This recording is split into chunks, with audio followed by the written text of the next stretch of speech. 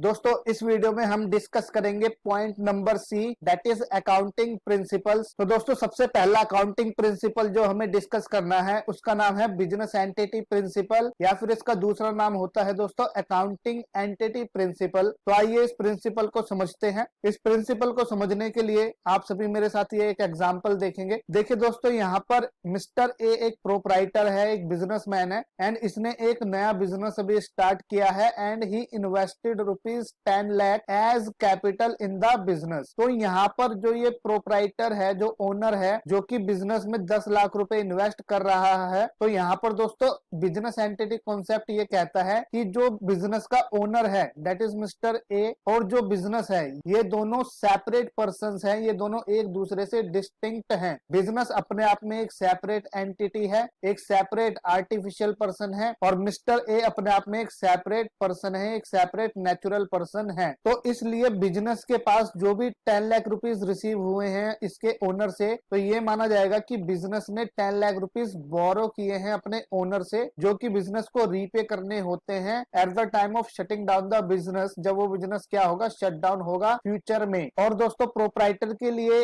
ये उसकी इन्वेस्टमेंट मानी जाती है कि ये ओनर की इन्वेस्टमेंट है बिजनेस में। तो यहाँ पर दोस्तों as per business entity concept ये माना जाता है कि बिजनेस एक अलग एंटिटी है from accounting point of view. इसका मतलब कि जो भी अकाउंटिंग होगी वो बिजनेस के पॉइंट ऑफ व्यू से होती है। जितनी भी ट्रांजैक्शन हम रिकॉर्ड करते हैं वो बिजनेस के पॉइंट ऑफ व्यू से करते हैं, ना कि प्रोपराइटर या फिर ओनर के पॉइंट ऑफ व्यू से। इसलिए दोस्तों ये 10 लाख रुपीज जो है बिजनेस की एक तरीके से लाइबिलिटी माना जाएगा, बिकॉज बिजनेस ने ये बोरो करा है पैसा अपने ओनर से, ना कि किसी आउटसाइड पार्टी से। तो इसीलिए इस लाइबिलिटी को बिजनेस की इंटरनल लाइबिलिटी माना जाता है, और इसको हम बैलेंस शीट में रिकॉर्ड करते हैं। लाइबिलिटीज साइड में कैपिटल शो करते हैं 10 लाख रुपीज। तो दोस्तों यहाँ पर जो भी बैलेंस शीट में हम ये रिकॉर्डिंग कर रहे हैं, यहाँ पे ये ट्रांजैक्शंस रिकॉर्ड हो रही है from the business point of view, not from the owner point of view. तो ये बिजनेस एंटिटी कॉन्सेप्ट में ये सारी चीजें हमें बताई गई हैं। फर्स्ट चीज क्या है दोस्तों कि ओनर और प्रोपराइटर दो सेपरेट और डिस्टिंक्ट पर्सन है, और ओनर जो भी पैसा इन्वेस्ट करता है बिजनेस में वो बिजनेस के लिए बिजनेस की इंटरनल लाइबिलिटी मानी जाती है, और इस लाइबिलिटी को बिजनेस के पॉइंट ऑफ व्यू से रिकॉर्ड किया जाता है, ना कि ओनर के पॉइंट ऑफ व्यू से। तो आइए दोस्तों एक बार सभी मेरे साथ रीड करेंगे ये पॉइंट्स को। फर्स्ट चीज आपको क्या लिखनी है, according to this principle business is treated as an entity which is separate and distinct from its owner. तो ये चीज आप सभी को क्लियर है कि इस प्रिंसिपल के अकॉर्डिंग बिजनेस एक ऐसी एंटिटी मानी जाती है जो कि अपने ओनर से सेपरेट होती है और डिस्टिंक्ट होती है। इसके बाद owner is treated as a creditor, owner को क्रेडिटर माना जाता है बिजनेस का, और ये एक इंटरनल लाइबिलिटी होती है बिजनेस के लिए। और क्रेडिटर क्यों माना जाता है, for his investment in the business as if the business has borrowed from its owner instead of the outside party. तो यहाँ पर ये माना जाता है कि बिजनेस ने बोरो करा है अपने ओनर से, इसलिए ओनर को